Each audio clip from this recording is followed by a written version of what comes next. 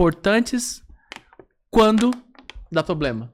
Você tá preocupado com o encanamento lá da sua casa? Não, de forma nenhuma. Mas se a conta vier 1.000 contos, você preocupa, não preocupa? Eu vou fazer um paralelo, Rodrigo. Ah, mas você tem que preocupar com o que tá dando problema mesmo. É isso. Você não vai gastar tempo preocupando com o que tá tudo certo. Mas é manutenção. Em saúde, que eu tô tentando falar, manutenção. O que acontece? Manutenção. No caso do cano, aqui no Brasil a gente faz manutenção. Mas, por exemplo, manutenção de uma calha, a gente tá falando de casa, né? Sim. Manutenção da casa é importante. É aqui no Brasil, a gente não... Nos Estados Unidos se fazem mais manutenção da casa. Entende? Mas a manutenção da saúde, gente, meninos e meninas, e você que está aqui nos escutando, é algo assim interessante. Porque de uma cultura na qual só se valoriza a doença, você olhar para a manutenção, e o que a gente vai falar hoje aqui de imunidade intestinal. Ah, mas que merda, vai passar pelo cocô. A gente vai falar de cocô, vamos falar de várias coisas. E você vai falar assim, mas o que o doutor está falando é coisas que meu avô fazia. E é justamente isso. Você sabe que a gente passou por uma epidemia assim, muito triste de Covid. Eu fui um dos poucos corajosos que ia na casa. E muitas coisas que a gente fez lá, a gente viu que estava certo.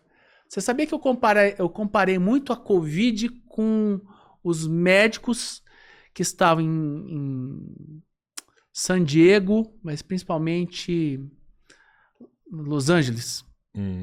Começou a comparação é a seguinte, chegavam São Francisco, chegavam vários homens homossexuais com uma pneumonia que dava remédio, dava antibiótico, ninguém tratava. E morria ali, muitos deles. Aí que depois foram ver que era HIV. Não se conhecia a doença. E começou a ver que existia uma prevalência. Olha, mulher não vem com essa pneumonia. Praticamente não vinha. Idosos não vinham. Só atacavam jovens homossexuais de uma determinada área. Aí que depois começaram a perceber a questão epidemiológica. E no Covid também a gente percebeu isso, né? Começou a ver se na época áurea lá, só homens, obesos, inflamados. Eram pacientes que tinham testosterona mais elevada e que estavam sem saúde. Tanto é que a maioria, lá no início, você viu que eram homens que estavam ficando. Tanto é que na época, lá no início do Covid, falou assim, gente, será que é uma doença que só pega homem? Sério? Não tinha mulheres internadas? Bem assim? menos. Bem menos. A proporção era absurda, assim, você conseguia olhar no olho. No olho. Tanto é verdade isso, que um dos tratamentos que a gente... Tô voltando lá no passado, tá, gente? Tanto é que um dos tratamentos que a gente utilizava lá na época do Covid, como se fosse há muito tempo atrás, né? Era bloqueadores de testosterona. A Vodate, a gente dava medicamento para bloquear a testosterona. Mas qual que é a relação da testo com essa inflamação? Se falava que a testosterona facilitava a entrada do vírus no pulmão, na hiperinflamação. Faz sentido isso para você? Muita coisa no Covid que a gente fez lá no passado não se comprovou. Mas uma coisa é certa. O uso precoce do corticoide, que tanto se abominou lá no início, depois viu que era verdade. Era uma briga de imunidade, né? Aquele doutor Francisco que fez aqui foi também um cara muito corajoso. Um abraço a ele. Não conheço ele pessoalmente, só aqui no podcast. Ele também foi um dos grandes guerreiros. E viu que muitas verdades que eram realizadas eram criticadas e depois viu que fazia sentido. Entende? Então, em saúde é isso. E o que eu mais vi nesses anos? Eu fiz infectologia antes de fazer a medicina integrativa. E o que começou a me chamar a atenção, meninos? Imagina que aqui é uma casa, certo? Uma casa. Aqui, ó, meu computador é a casa, só que é uma casa que eu parei de cuidar, de dar manutenção.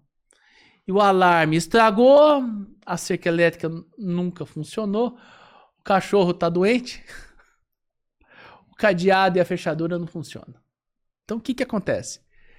O bandido entra de uma maneira muito fácil. E existe uma tendência... Esse aqui é o bandido. Como é que chama esse aqui? Bola de canhão. Bola de canhão vai ser nossa bactéria. Do Ben 10. E o bandido, ele entra, e o que acontece é que nós aprendemos apenas a atirar no bandido. Tá. Se é vírus, é sintomático. Se é... Quer que eu te ensine medicina em minutos? De novo, não, né? Tá, a galera já aprendeu essa. Já aprendeu. Uma coisa agora também vai valer muito. Se for vírus, é sintomático. Se for bactéria, eu dou antibiótico. Mas presta atenção, você que está escutando a gente aqui. 90% das vezes que você levar seu filhinho no médico, é vírus. É vírus. Só que enquanto o médico não prescrever o antibiótico, você não sossega. É uma insegurança também. Esse é o outro lado também. É o outro lado. Não, doutor, mas dá antibiótico aí já pra resolver. Que eu não tenho que voltar aqui, não. A população quer um tratamento mesmo que falso. Ela quer ser enganada. Ela quer uma segurança. É porque, na verdade, é a hora que resolve. A hora que você põe um antibiótico é a hora que resolve. Se for bactéria. Porque se for vírus, não vai adiantar. Não adianta nada. Quando eu dou um remédio, quando eu dou um antibiótico, ó, a bactéria tá quieta. Tá quietinha. Quando eu dou um antibiótico pra ela, ela aprende como o antibiótico quer matá-la. É semelhante, imagina que tem um morador, sem preconceito, mas um morador de rua ali na calçada. Olha, um morador de rua na calçada pode ser um morador de rua na calçada. Não quer dizer que ele vai entrar na sua casa. Mas se você começa a gritar e xingar ele, pode ser que ele entre na sua casa. E vai entrar bravo. Vê se faz sentido, Rodrigo. Então toda vez que você dá um antibiótico desnecessário para uma doença que era por vírus, você está empoderando a bactéria, criando superbactérias. E isso é um problema muito grande nos hospitais. Por quê? Porque fica dando antibiótico e cria-se superbactérias dentro do próprio hospital. Quem daqui, que assiste aqui, já foi no hospital, sei lá, tirar a vesícula, fazer uma cesárea e pegou a infecção hospitalar e deu muito problema ou até mesmo morreu. Sim, acontece muito. Por que acontece isso? Por causa das superbactérias. Um dos motivos é o uso indiscriminado do antibiótico. E esse uso indiscriminado do antibiótico começa lá no pronto-socorro, lá nas casas. Hoje a gente sabe que mais legalização que existe, mas as farmácias ainda, principalmente farmácia de bairro, cidade pequena, tipo Uberlândia, não em Araguari, acaba fazendo o quê? Vendendo sem receita, Rodrigo. E vende sem receita, irmão. Aí tá dando antibiótico para vírus. Ei, não se dá antibiótico para vírus. Você vai criar uma superbactéria e, consequentemente, você vai destruir a flora intestinal, que a gente vai conversar daqui a pouco. Mas eu vou te falar o problema disso aí. Foi até a hora que eu falei assim, mas quando a bactéria é a hora que resolve. Vocês falaram assim, resolve se for bactéria. Mas o problema hoje é que o médico não sabe diagnosticar quando é vírus, velho. Você vai... E é fácil você dar o diagnóstico de vírus. Você vai no hospital, é uma virose. Tá com vírus, tá com vírus. E aí você faz de tudo e nada resolve. Nada resolve aquele vírus. Mas a hora que você entra com antibiótico, passa 2, 3 dias, a criança tá boa, tá melhor, vai pra casa.